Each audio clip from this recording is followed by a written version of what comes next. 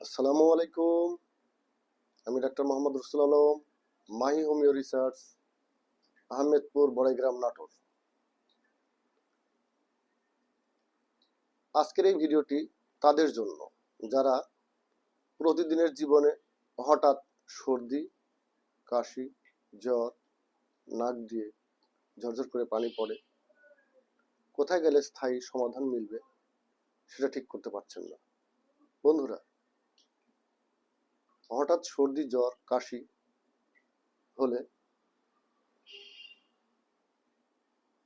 অনেক আরামদায়ক ওষুধ আছে যেটা আপনারা গ্রহণ করেন, কিন্তু সেটা শরীর ও মনের বিভিন্ন ক্ষতির কারণ হতে পারে। প্রকৃতির ভালোবাসার ছোঁয়ায় এমন একটা চিকিৎসা পদ্ধতি আছে যেটা হলো হোমিওপ্যাথি চিকিৎসা পদ্ধতি। এখন আসলে আমরা জেনে নেই কয়েকটি গুরুত্বপূর্ণ হোমিওপ্যাথি ঔষধ সম্পর্কে। অ্যাকোনাইট। হঠাৎ ঠান্ডা লেগে বা বাতাসে ভিজে যদি সর্দি, কাশি, জ্বর এবং ভীতি কাজ করে, তাহলে আমরা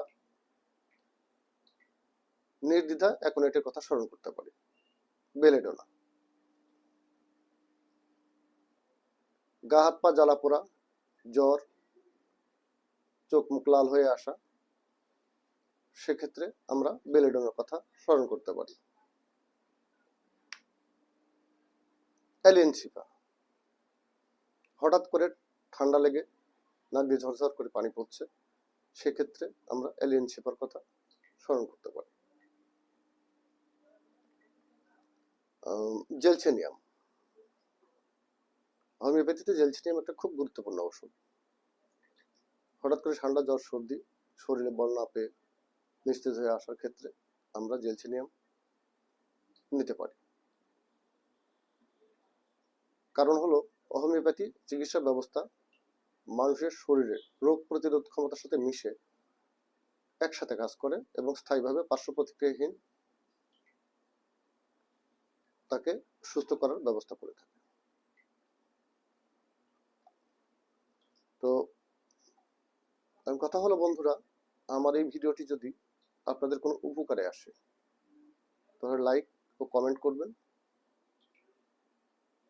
এবং পরবর্তীতে সাবস্ক্রাইব করবেন, যাতে করে আপনার একটি শেয়ার অন্যকে দেখার সুযোগ করে দেয় এবং অন্যরা সেখান থেকে উপকার পেতে পারে। আশা করি আপনাদের প্রাকৃতিক ভালোবাসার ছোঁয়ায় একটি চিকিৎসা ব্যবস্থার ধারণা দিতে পেরে আমি নিজেকে খুব গর্ববোধ করছি।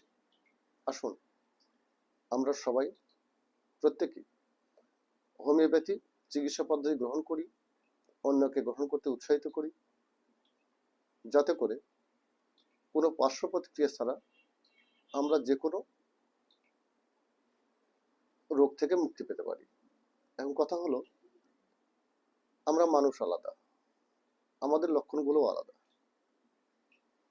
সেক্ষেত্রে আপনার কোনো পার্শ্ববর্তী একজন বিশেষজ্ঞ হোমিওপ্যাথের কাছে গিয়ে আপনার সমস্যাগুলো খুলে বলবেন এবং সেই হোমিওপ্যাথের নির্দেশনা অনুযায়ী ওষুধ সেবন করবেন। নিজেরা কখনো ওষুধ কিনে খাবেন না, কেননা আমি আলোচনাতে বলেছি প্রত্যেকের ভিন্ন ভিন্ন শরীর কাঠামো এবং ভিন্ন ভিন্ন লক্ষণ থাকতে পারে বা থাকে। তো আজকে এ পর্যন্তই। আপনার প্রতিনিয়ত আমার পাশে থাকবেন, আমাকে অনুপ্রেরণা দিবেন, যাতে করে হোমিওপ্যাথি চিকিৎসা ব্যবস্থা সম্পর্কে বা ওষুধ সম্পর্কে আমি নতুন নতুন ভিডিও নিয়ে আপনাদের সামনে উপস্থিত হতে পারি। আসসালামু আলাইকুম ওয়া রাহমাতুল্লাহ।